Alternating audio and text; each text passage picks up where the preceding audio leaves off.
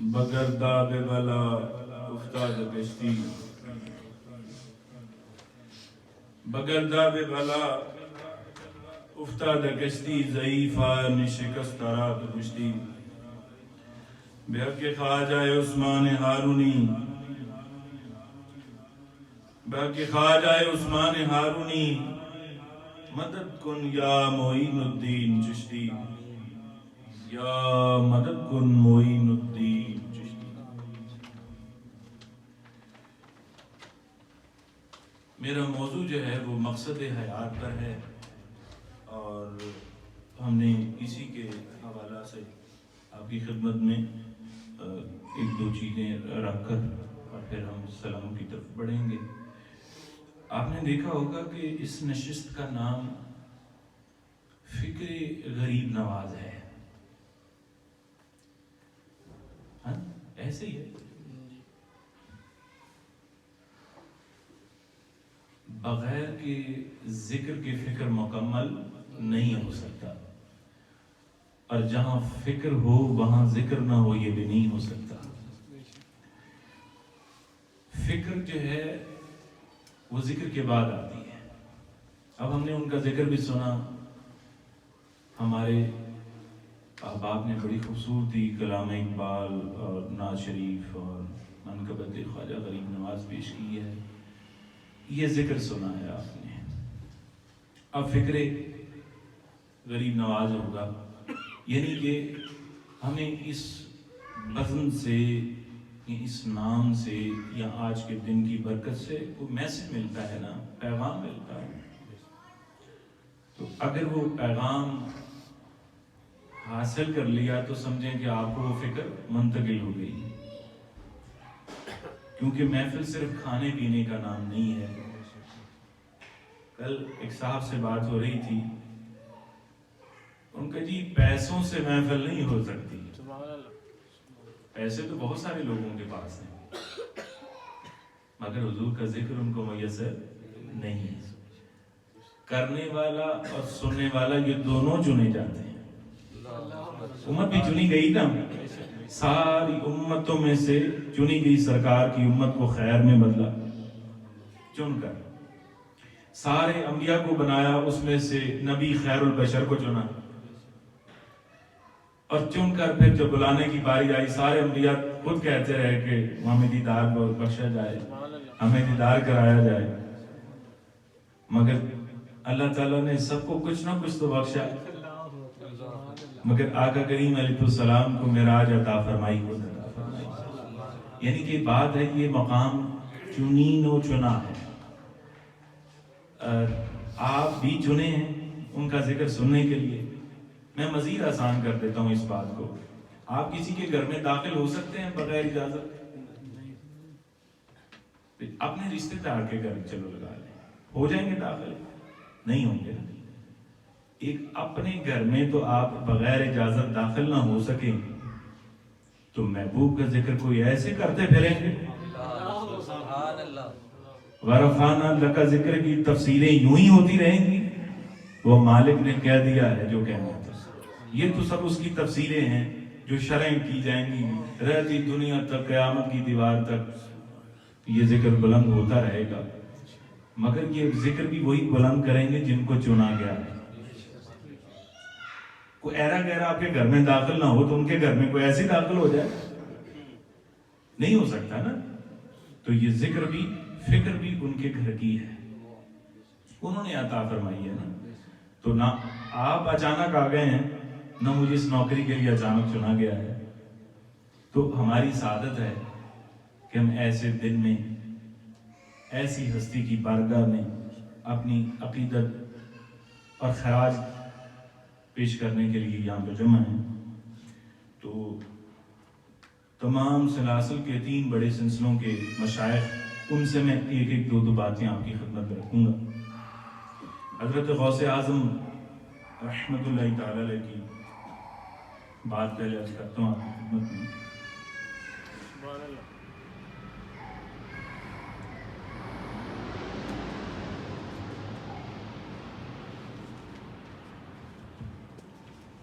آپ حضور غوث اعظم رحمۃ اللہ علیہ فرماتے ہیں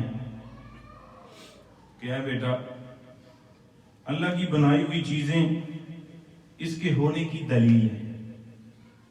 اللہ تعالیٰ کی بنائی ہوئی چیزیں اس کے ہونے کی دلیل ہیں۔ بنے ہوئے کی مہارت و کاریگری سے متعلق غور و فکر کر تو اس کے بنانے والے تک پہنچ جائے۔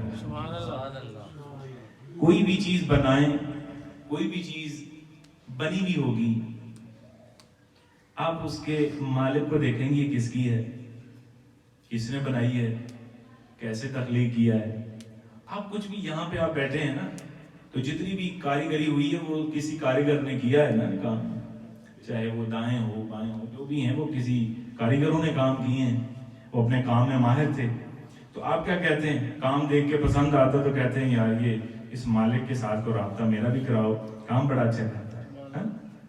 اصل میں سادہ لفظوں میں سمجھانے کی بات آپ کو یہ کر رہا ہوں کہ یہ جو کاریگری اس نے کی ہے، آپ کو اور مجھے پیدا کیا ہے، حضرت انسان دنیا کا سب سے بڑا شاہکار ہے، اور سارے شاہکار اکٹھے ہو جائیں تو شاہکاروں میں میرے اور آپ کے کریم آقا صلی اللہ علیہ وسلم کائنات تو کیا جتنے عالمین ہیں سب سے بڑا شاہکار ہے۔ تو آپ جب اللہ عز و جل کی بنائی ہوئی صفات میں چیزوں میں غور و فکر کریں گے تو قدرتی طور پہ اس کی بارگاہ تک آپ پہنچ جائیں گے۔ تو حضور غوث اعظم رحمۃ اللہ علیہ نے آپ کو اور مجھے فکر عطا فرمائی ہے کہ ہم غور و فکر کریں، کیونکہ ہم غوث پاک رحمۃ اللہ علیہ کو ماننے والے ہیں اور نعرہ غوثیہ بھی مارتے ہیں، تو صرف نعرے تک محدود نہیں رہنا، آپ کی تعلیمات پہ عمل کرنا بھی ہمارا فرض ہے۔ آپ بڑی خوبصورت بات یہاں پہ ارشاد فرماتے ہیں معرفت الہی کے حوالے سے کہ اے بیٹا، ایسا قطعی و یقینی بات جس کا کرنا مقصود ہے، اس میں کوئی مسخری نہ کر، کیونکہ جب تیرا دل مخلوق میں لگا رہے گا اور وہ خالق کے ساتھ تو پھر وہ کیسے لگے گا؟ سبب کے چکر میں پڑھ کر سبب والے کے ساتھ کیسے رہ سکتا ہے؟ ظاہر و باطن اکٹھے کیسے ہو سکتے ہیں؟ جس بات کو تو سمجھتا ہے اور جسے تو نہیں سمجھتا، یہ دونوں جمع کیسے ہو سکتے ہیں؟ عقل میں آنے والی چیز اور عقل سے باہر والی چیز، یہ دونوں جمع کیسے ہو سکتے ہیں؟ جو مخلوق کے پاس ہے اور وہ خالق کے پاس نہیں ہے، یہ کیسے ہو سکتا ہے؟ وہ بندہ بڑا جاہل ہے۔ حضور غوث اعظم رحمۃ اللہ بہت بڑی بات ارشاد فرماتے ہیں، آپ فرماتے ہیں وہ بندہ بڑا جاہل ہے جو سبب پیدا کرنے والے کو بھول کر سبب کے پیچھے بھاگے۔ اب پیدا اس نے کیا آپ کو، مجھے بھی آپ کو بھی سبب سے پیدا کیا ہے نا، تو وہ چاہے تو سبب کے ساتھ پیدا کرے، تو وہ چاہے تو مسبب کے بغیر بھی پیدا کرے۔ بے شک۔ تو اگر میں کسی چیز کے پیچھے بھاگتا پھروں، کسی ایک فرد کے پیچھے بھاگتا پھروں، ایک چیز کے پیچھے بھاگتا پھروں اور اس کے پیدا کرنے والے کو فراموش کر دوں، تو یہ جاہل مت نہیں ہوگا؟ مالی کا کام تو سادہ سا اتنا ہی ہے نا کہ بیج بو دیا اور پانی ڈال دیا، اب وہ چاہے جتنے منتر کر لے گٹھلی پھوٹ نہیں سکتی، تو وہ اپنا سا کام کرے گا جو اس کو کہا گیا۔ مالک کا کام ہے، وہ اس کو گٹھلی کو پھاڑتا ہے، پودا نکالتا ہے، تنا ہوا درخت بناتا ہے، نہیں بناتا۔ مگر یہ کہے کہ صرف میں بچ سکتا ہوں تو صرف اس چیز سے، یعنی کہ میں تو اس باپ کے چکر میں پڑا رہوں گا۔ آپ خود بتائیں، انسان ساری زندگی روٹی کے لیے کماتا ہے، ایسے ہی نا، سارا دن 12 گھنٹے 15 گھنٹے دن میں روٹی کتنی کھاتا ہے؟ 12 گھنٹے اور روٹی کتنی، باقی کدھر رکھتا ہے؟ یعنی کہ غوث پاک رحمت اللہ تعالی کی بات کے اندر پنہاں یہ ہے کہ جس نے 3 دی ہیں نا، اس نے پیدا بھی تیرے لیے کی ہے۔ تو نے تو نہیں کمائی، آپ اپنا ہنر ہاتھ سے کما رہے ہیں، آپ کو ہنر بھی تو اسی نے دیا ہے۔ تو اگر وہ ہنر ہی نہ دے، آپ 12 گھنٹے کام کرتے رہے، کر سکیں؟ نہیں کر سکتے۔ اللہ عز و جل نے آپ کو ہنر دیا ہے، آپ اس سے کما رہے ہیں, آپ کو اللہ تعالیٰ رزق دے رہا ہے, اور اب آپ دیکھ رہے ہیں کہ وہ چاہے تو انسان کو کتنے دن تک ملبے تلے زندہ رکھے, ان کو بھی تو وہ کھلا رہا ہے پلا رہا ہے نا, یعنی وہ چاہے تو اس باپ کے ساتھ زندہ رکھے, نہ چاہے تو اس باپ کے بغیر بھی زندہ رکھے. وہ قادر ہے جس نے پیدا کیا ہے, وہ چاہے تو آپ کو بغیر اس باپ کے دے دے. بات یہ ہے کہ ہم کھا کر اگلے کی فکر کرتے ہیں, یہی ہماری بری بات ہے. بے شک انسان ہے, اگلے لمحے کا فکر کرنا ہے, سب آپ گھڑیاں بھی دیکھ رہے ہیں کیونکہ ٹائم جو ہے اگلے کی فکر ہے نا, تو اس کو وقت تعین کیا گیا ہے. ہر چیز کو, ہر بندے کو آگے کی فکر ہے, جو موجود ہے اس کو چھوڑ کے ہم آگے کی طرف چلتے ہیں. تو آپ فرماتے ہیں وہ بندہ کتنا جاہل ہے کہ جو اس باب کے پیچھے بھاگے اور مسبب کو چھوڑ دے جس نے اسباب پیدا کیے تھے.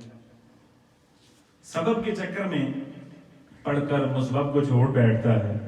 جو باقی رہنے والا ہے اسے بلا بیٹھا ہے. جو فانی ہے اس کے ساتھ وہ خوش ہے.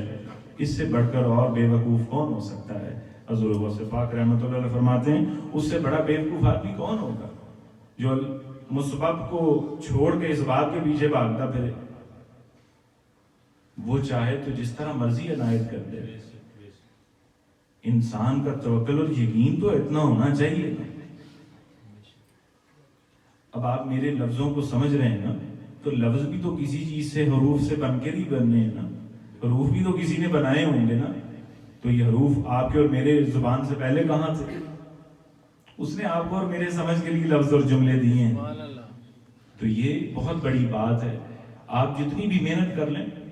وہ ایک بڑی خوبصورت مجھے واقعہ یاد آیا. ایک بہت بڑے بزرگ تھے, اور میں سمجھتا ہوں کہ اگر یہ بات پہ ہم اس نشست کو ختم کر دیں تو میسج کنوے ہو جائے گا. تو وہ اللہ تعالیٰ کے ساتھ ہم کلام تھے بزرگ. تو انہوں نے کہا یا باری تعالیٰ آپ میری مجھے اوقات دکھا دیں. بہت بڑا جملہ, آپ میری اوقات مجھے دکھائیں, میرا مقام دکھائیں. تو اللہ پاک نے ان سے کہا کہ آپ اپنی اوقات نہ دیکھیں, مقام نہ دیکھیں, آپ بس باقی جو آپ چاہیں ہم حاضر کر دیتے ہیں. ان کے جی نہیں, آپ میری اوقات دکھائیں, میرا مقام دکھائیں. ان کا جی آپ نہ دیکھیں, آپ دیکھ نہیں سکیں گے اپنی مقام اور مرتبہ. تو انہوں نے عرض کی یا باری تعالیٰ میری عرض ہے کہ آپ مجھے میرا مقام اور مرتبہ دکھائیں. ان کا جی پھر پیچھے پلٹ کے دیکھیں پڑی ہے آپ کی اوقات اور مقام. اچھا جب پیچھے پلٹ کے دیکھا نا تو 3 تنکے پڑے ہوئے تھے. 3 تنکے, یہ روح کو ہلا دینے والی بات ہے. 3 تنکے پڑے ہوئے تھے.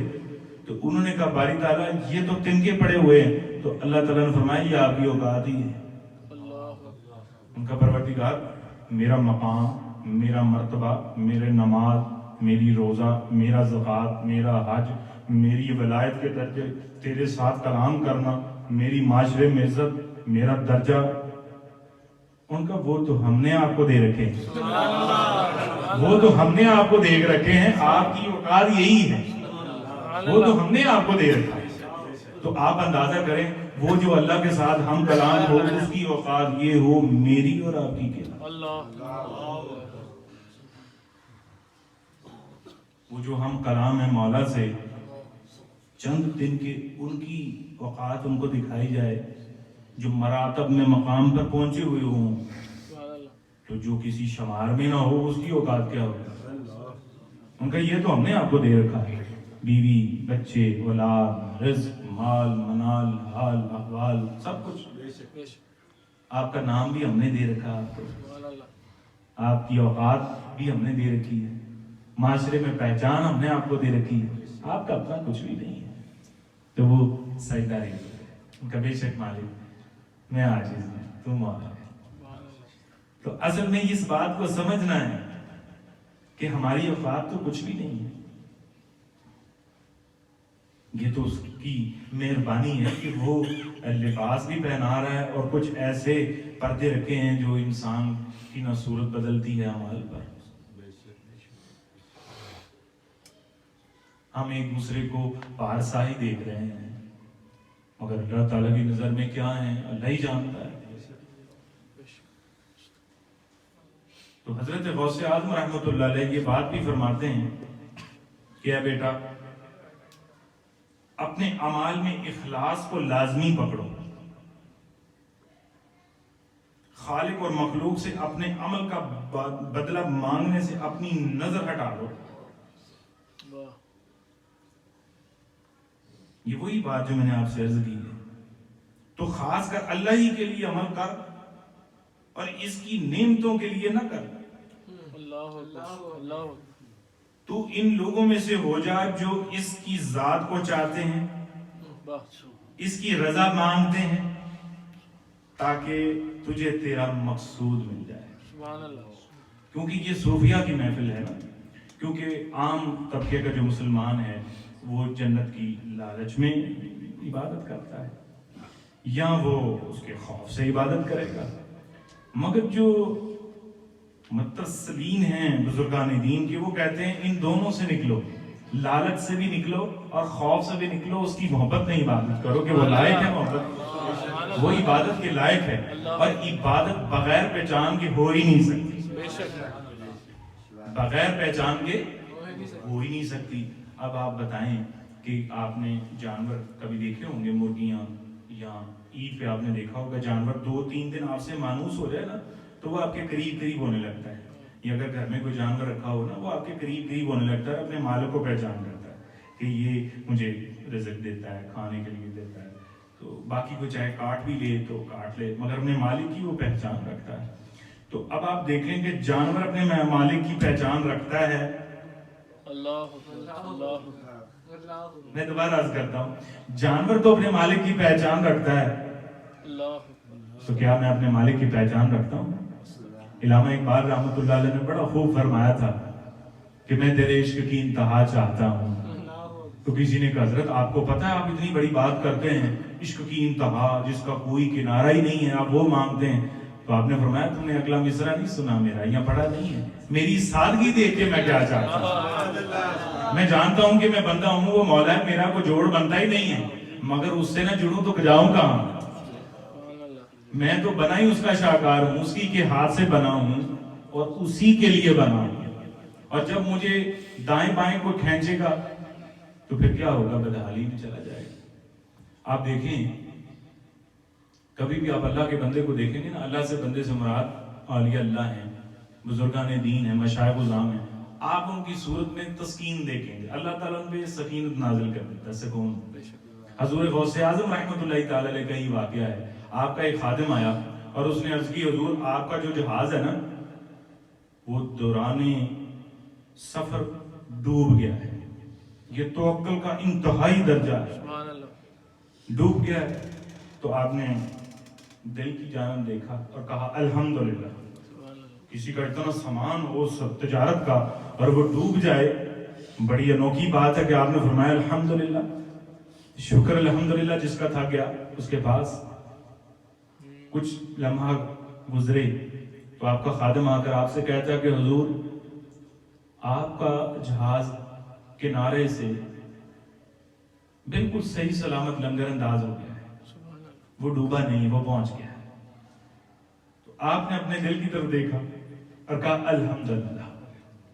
تو اس نے عرض کی حضور یہ کیا معاملہ ہے، نقصان پہ بھی الحمدللہ اور فائدے پہ بھی الحمدللہ؟ یہ شکر تو تب بنتا ہے کہ جب بندے کا فائدہ ہو، تو پھر تو سمجھ آتی ہے کہ شکر کیا جائے ملنے پہ، نقصان نہ ہو جانے پہ۔ تو آپ نے فرمایا کہ جب نقصان ہو گیا نا تو میں نے اپنے نفس کو دیکھا کہ کیا وہ اللہ سے راضی ہے، اللہ کی عطا پہ راضی ہے، کیا میرے دل میں کوئی ملال تو نہیں آیا نقصان ہو جانے پہ؟ تو پھر میں نے اس پہ کہا الحمدللہ، چلے جانے پہ کوئی غم اور دکھ نہیں ہوا مجھے۔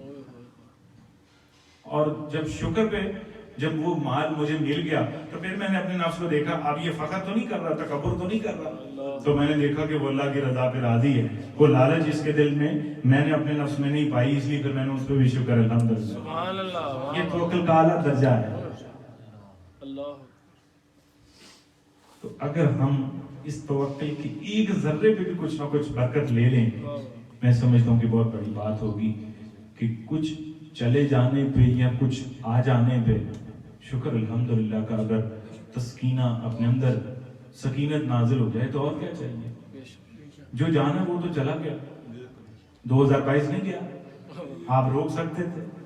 اب اس کو وکیلا کرتے رہیں گے کہ یہ ہوا وہ ہوا, کہ 2023 کو دیکھیں گے یہ کیسا گزرے گا. اپنے آج کو دیکھیں گے کہ گزرے کل کو دیکھیں گے. آپ نے دیکھا کوئی جو بندہ ڈرائیو کر رہا ہو پیچھے دیکھے تو کیا ہوتا ہے؟ زندگی کی ڈرائیو ہے نا, آپ پیچھے دیکھیں گے تو کیا ہوگا؟ گاڑی لگ جائے گی. آپ سارے تیز دور سے گزر رہے ہیں. جدید دور ہے نا, تیز ہے, پڑھائی کا, لکھائی کا, ہر چیز میں آپ مجھ سے زیادہ جانکاری رکھتے ہوں گے الحمدللہ.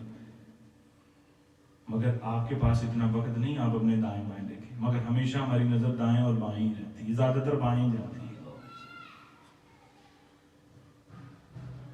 تو ہم اس باپ پیدا کرنے والے کو چھوڑ بیٹھتے ہیں اور اس کی اہمیت کو نہیں جانتے کہ یار جس نے مجھے کھانے کے لیے ہاتھ دیے ہیں.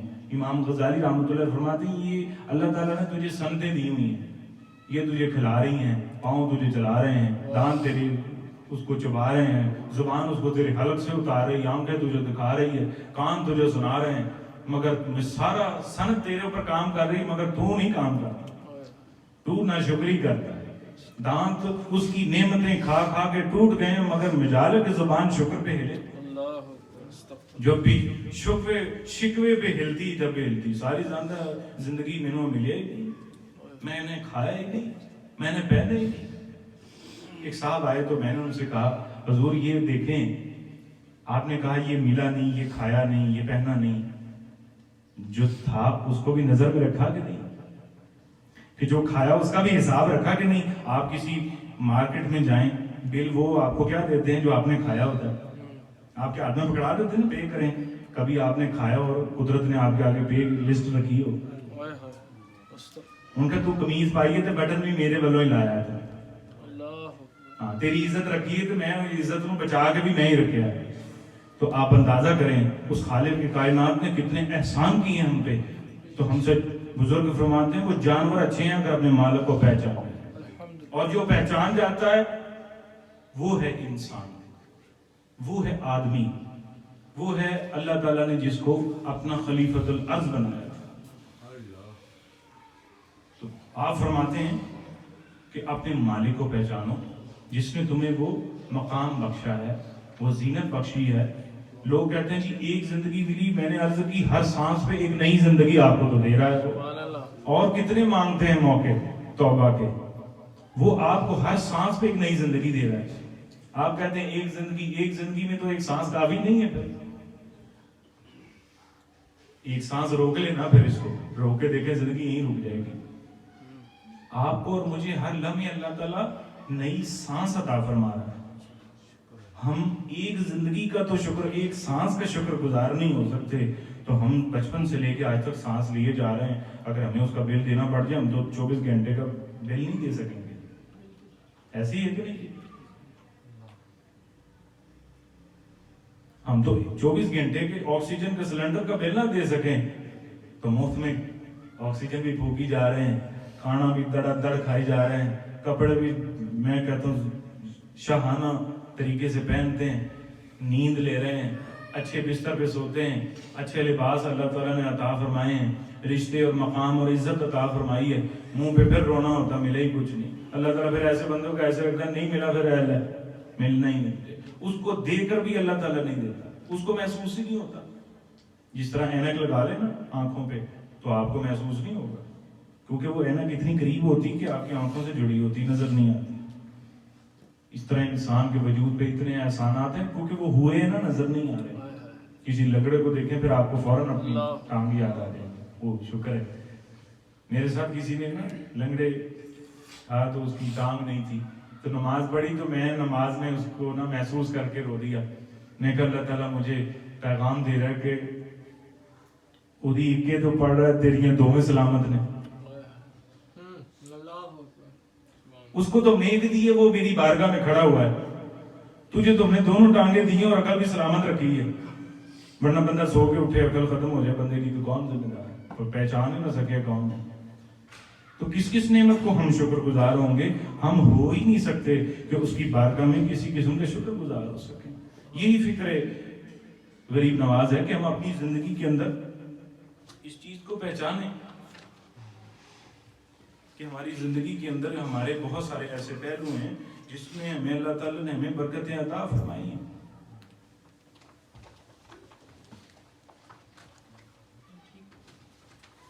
کیونکہ میری کوشش ہے کہ بزرگان دین کے حوالے سے بات کر رہا ہوں نا، تو ان کے حوالے بھی پاس ہونے چاہیے، کیونکہ یہ بڑی بارگاہوں کے الفاظ ہیں، تو کوئی مجھ سے غلطی نہ ہو تو کتاب کا ہونا ضروری ہے.